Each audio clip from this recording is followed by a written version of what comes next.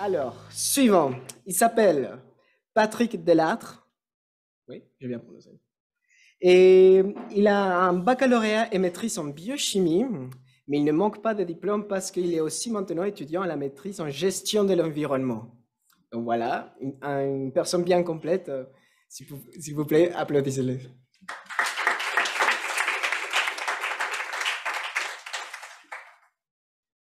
Bonjour tout le monde, bonjour Internet. Donc aujourd'hui, comme vous pouvez voir dans ma présentation, on va parler un peu de casse-tête, puis comment les concepts de casse-tête qu'on voit à la maternelle peuvent aussi s'appliquer une fois qu'on est rendu à l'université, un peu en recherche.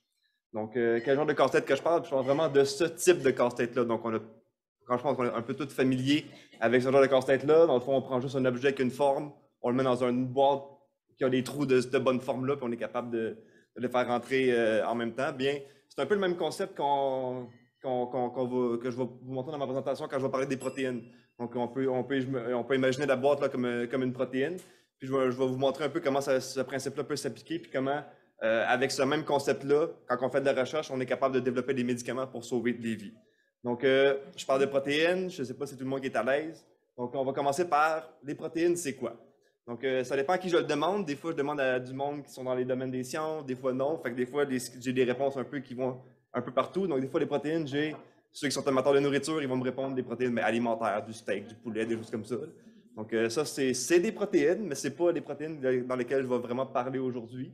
Donc, il y en a aussi des fois ceux qui s'entraînent ou qui font attention des fois à l'alimentation. Des fois, les protéines sont en format un peu plus pur, donc des surplus de protéines, tout ça, c'est plus en format de poudre, on met ça dans notre shaker quand on va au gym ou quand on se lève le matin. Donc, ça aussi, c'est un peu des protéines, mais c'est pas non plus ceux-là qu'on va parler aujourd'hui. Ceux, justement, qui ont travaillé un peu dans le domaine des sciences, là, qui ont fait de la biologie, des fois même secondaire, cégep, même à l'université. Des fois, les protéines, on les voit un peu plus comme des espèces de ronds ou des carrés, vraiment juste plus d'un format schématisé. Donc, juste pour expliquer des fois un concept, mais on ne voit pas vraiment la protéine telle qu'elle est. Comme moi, que justement, ma maîtrise, je l'ai fait en biochimie, j'ai fait de la structure de protéines. Donc, la protéine, ça a vraiment une structure qui va être unique à elle-même. Puis, c'est plus que juste un carré ou un steak ou de la poudre. Donc, je vous montre un exemple un peu ici. Donc, si vous n'avez jamais vraiment vu ça, c'est pas grave, je vais le développer un peu pendant ma présentation. Mais si on regarde vraiment une protéine, ça a vraiment une structure, ça a une forme, c'est comme ça que ça va un peu interagir avec les autres choses. Donc, on peut le voir ici un peu, là, on voit comme une espèce de ruban, ça fait des torsades, ça fait des espèces de choses comme ça. Donc, c'est vraiment ce qu'on appelle un polymère. Donc, c'est vraiment une chaîne d'acides aminés. Donc, un acide aminé, c'est quoi? Ben, un acide aminé, ça reste une petite molécule bien simple. Donc, ça, c'est un. Donc, ça, c'est ce qu'on appelle le monomère de la protéine. Donc, c'est vraiment juste une des unités. Donc, on appelle ça un acide aminé parce que ceux qui ont fait de la chimie un peu, ils vont reconnaître qu'on a un groupement acide et on a un groupement amine. Donc, acide aminé, les biologistes en général ne sont pas super inventifs pour nommer les choses. Donc, ça, c'est ça qui va être vraiment la base de la protéine. C'est ça qui va vraiment faire notre chaîne, notre polymère. Donc, il va y avoir une réaction chimique qui va se faire entre le groupement amine et le groupement acide d'un autre. Dans le fond, j'aurais en mettre un deuxième, là, mais ça va vraiment s'additionner comme ça. Ça va en faire une chaîne. Donc, c'est vraiment ça qui va faire le squelette de notre protéine. Ça va vraiment faire le backbone, comme on appelle. Donc, ça va ressembler un peu à une espèce on est un peu tôt parce qu'il y a Halloween avant, mais quand on essaie les espèces de guirlandes de Noël, là, les lumières, là, on attache à travers la maison, puis les filets qui tombent, là, ça va vraiment ressembler à ça. On a vraiment le fil qui tient tout, puis il va y avoir des chaînes rattachées à ça. Donc, c'est un peu ça que le R vient représenter ici. Donc, le R, ça va vraiment être une chaîne qui va varier. Donc, il y en a à peu près 20, il y en a 20 différentes. Donc, je les ai mis un peu ici. Là, si vous n'êtes pas familier avec la chimie ou les structures ou peu importe, c'est vraiment pas important. Là, pour vous montrer un peu la différence, la variété qu'il peut y avoir. Donc, on a plusieurs groupes. Donc, on va avoir les chaînes apolaires. Donc, apolaires qui sont sans charge. Donc, en général, ils ne voudront pas interagir avec des trucs chargés ou avec de l'eau. Fait qu'ils vont vraiment vouloir interagir avec eux. On a les polaires neutres aussi. Ils vont pouvoir interagir avec l'eau, avec eux autres, mais ils vont être neutres, donc ils n'auront pas de charge. Puis, on a aussi des chargés négatifs et positifs. Donc, en général, là, si on a des atomes, des boules rouges, c'est de l'oxygène. Ça va souvent être chargé négativement. Et les chaînes chargées positivement, donc ça va être plus des bleus, donc c'est des azotes. Donc, en général, on peut voir un peu comme des aimants, nord-sud, mais plus, moins, ça va s'attirer, moins, ça va se répulser. Donc, déjà là, on peut voir qu'en fonction de la chaîne qu'on va avoir, ça va interagir ou non avec d'autres chaînes. Donc, quand on va commencer à faire notre structure, comme on peut voir ici, là, il y a un début de structure juste avec la chaîne, on peut l'imaginer. Donc, on va avoir des liaisons qui vont se faire, comme je disais, plus, moins, ça va vouloir s'attirer, ça va venir donner une certaine structure à notre protéine. L'effet hydrophobe, donc c'est un peu ce que j'expliquais, les chaînes apolaires vont vouloir interagir avec eux plus qu'interagir avec de l'eau. Donc, ils vont vouloir faire une boule ensemble, un peu comme des micelles d'huile dans de l'eau. C'est le même principe, c'est exactement la même chose. Donc, la raison pourquoi l'huile et l'eau ne se mélangent pas, c'est pour ça. Donc, après ça, liaison hydrogène, de pondu de feu, c'est d'autres genres d'interactions qu'on va retrouver. Puis ça va vraiment venir donner la structure à la protéine. Cette structure-là, c'est vraiment ça qui va être vraiment important parce que c'est comme ça que la protéine, c'est ça qui va faire qu'elle est unique, qu'elle va avoir une fonction, puis que les autres protéines ou molécules vont être capables de la reconnaître. Donc, si on revient un peu, là, ça c'est un exemple, mettons une structure 3D d'une protéine comme moi je suis habitué de l'avoir. Donc, ça c'est la protéine que j'ai calculé la structure justement pendant ma maîtrise.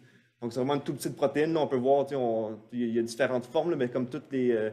C'est schématisé, on ne voit pas tous les atomes là-dedans, mais c'est vraiment pour montrer qu'en général, quand les brins sont proches, là, quand la chaîne justement sont proches d'une d'elles, il y a des interactions qui sont là. C'est vraiment ça qui va donner la structure, la rigidité aussi à la protéine. Donc, ça, c'est vraiment une petite protéine. Là. On voit qu'il y a quelques structures un peu si on veut, mais il y en a beaucoup plus grosses qu'on peut voir là. Un peu un effet de grandeur, là, ça c'est à peu près 300 résidus versus celle que j'avais montrée avant, c'était à peu près 76. Donc, il y en a des énormes, il y en a des encore plus grosses dans le corps. Mais je voulais vraiment vous amener avec elle parce que c'était avec elle que je vais faire le lien avec mon exemple de casse-tête que je parlais au début. Donc, quand je parlais de casse-tête au début, les protéines, bon, on a vu un peu la structure. Il va se former des poches des fois dans les structures. Donc, il va vraiment avoir si on les met par-dessus, parce que ça, c'est la façon que nous, on va les regarder. Mais, comme je le mentionnais, il y a des chaînes, des charges et tout ça. C'est vraiment ça qui va faire comme l'enveloppe externe, si on veut, de la protéine. C'est avec ça que la protéine va être capable d'interagir avec le reste du monde. Donc, nous, on a nos mains, nos yeux, on est capable de toucher les objets, voir leur forme. La protéine, elle n'a pas ça. Fait que ce qu'elle a, c'est vraiment juste son enveloppe. C'est ça qui va déterminer comment elle interagit avec les autres. Donc, si on modélise un peu, si on veut, l'enveloppe là-dessus, ça ressemble un peu à ça. Fait qu'on a encore les mêmes codes de couleurs que tantôt. Donc, ce qui est en bleu, c'est du chargé positivement, donc des charges positives. Ce qui est en rouge, ça va être des charges négatives. Puis là, si on revient vraiment à mon exemple de casse-tête du début, donc on essaie d'aller chercher des formes là-dedans. Ce qu'on peut voir, c'est qu'on a une certaine cavité dans ce coin-ci. Donc, ça, c'est vraiment une cavité. Il y a une molécule qui est capable d'aller se glisser là-dedans pour venir réagir justement avec la protéine. La protéine va être capable de venir cliver cette molécule-là, donc juste la casser en deux. Là. Donc, cette protéine-là, elle sert à ça, en partie. Donc, si on prend ce concept-là, on est capable de dire, OK, il y a des molécules qui peuvent aller là-dedans. Et dans l'exemple que j'ai choisi ici, cette protéine-là est impliquée dans le cancer. Donc, son nom, c'est la protéine, c'est CDK6, qui est impliquée dans un type de cancer du sein.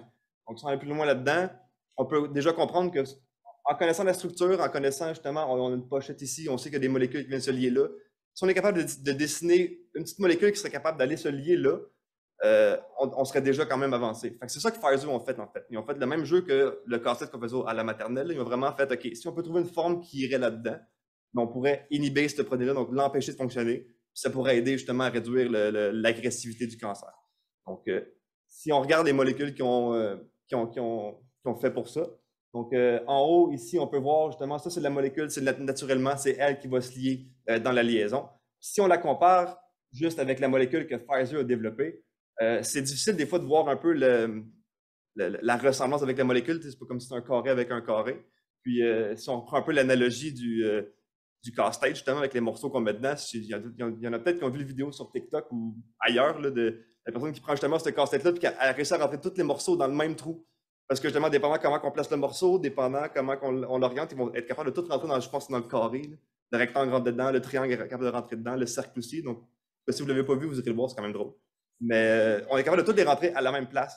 Donc, ce qui veut dire que dépendant comment on oriente, comment on place notre morceau, il va être quand même capable de fitter dans le trou. C'est un peu ça qu'ils ont fait ici, c'est que si on les superpose, il y a une place qui est vraiment importante pour la liaison justement dans le trou. C'est vraiment là où on a comme les espèces de deux cycles.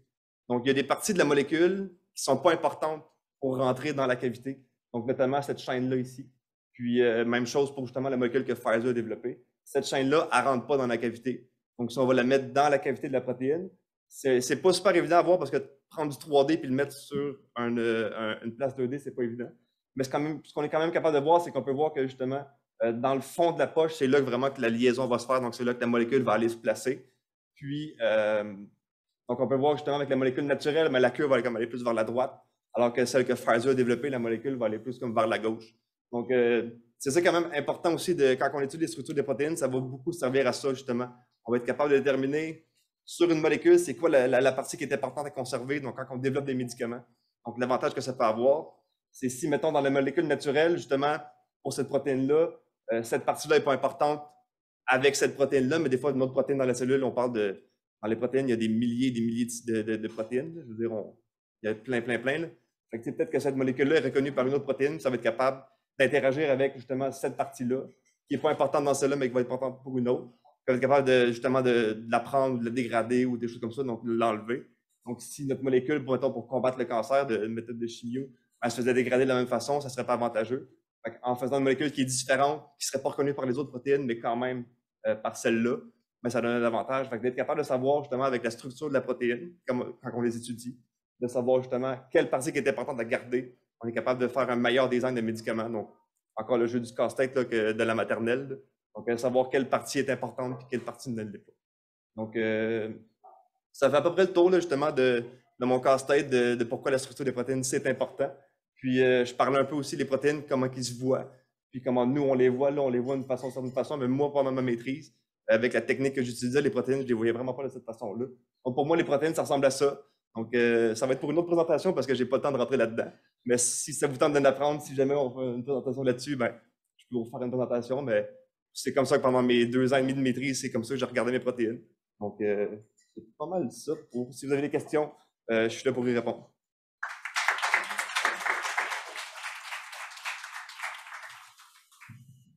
Je vous rassure, on ne bouge pas les micros de présentation à présentation, donc c'est encore ici. À vous. Allô? Salut. Est-ce que vous mettez des tripes de script pour le faire?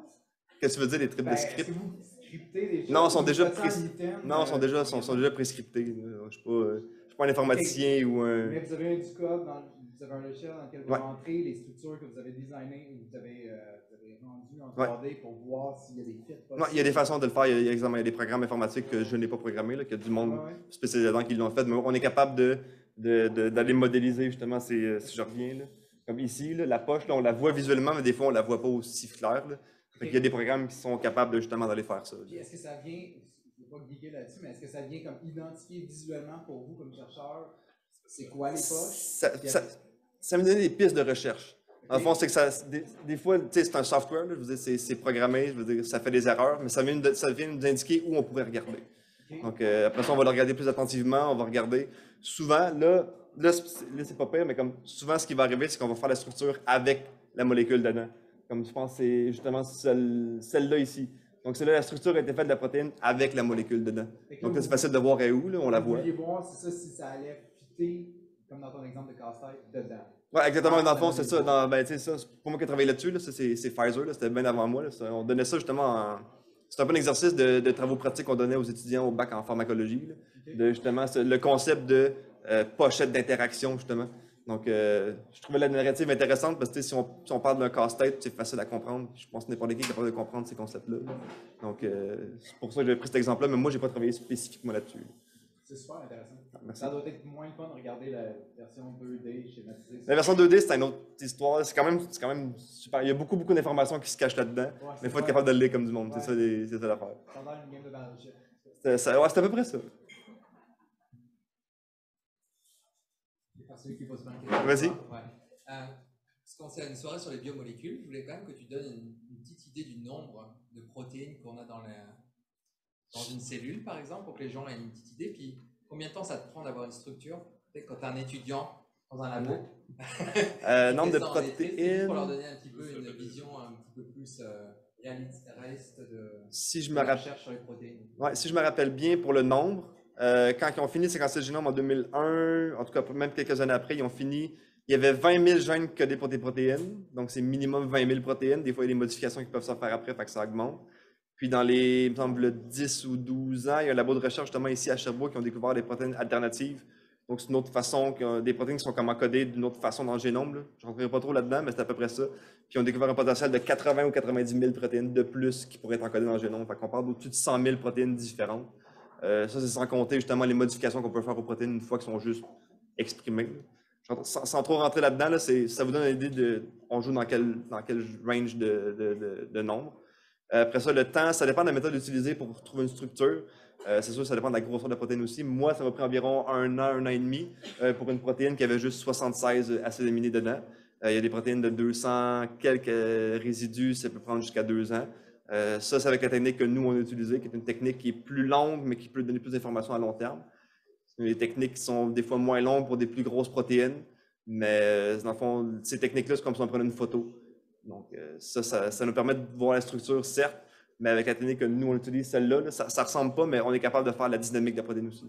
Parce que ce que je montrais beaucoup ce soir, c'est des photos de protéines, mais des protéines, c'est vivant, ça bouge. Donc, d'être capable de voir ces mouvements-là, ça peut nous indiquer sur comment la protéine va interagir avec d'autres protéines, des molécules, des choses comme ça. Donc, mais ça donne un peu un aperçu du temps que ça prend à calculer une protéine. Fait que si au-dessus de 100 000 protéines, si on fait chacun une structure à coup de 2 ans, c'est long, mais on n'est pas tout seul à travailler là-dessus, fait que ça va plus vite. C'est tout? Trop facile. Ouais.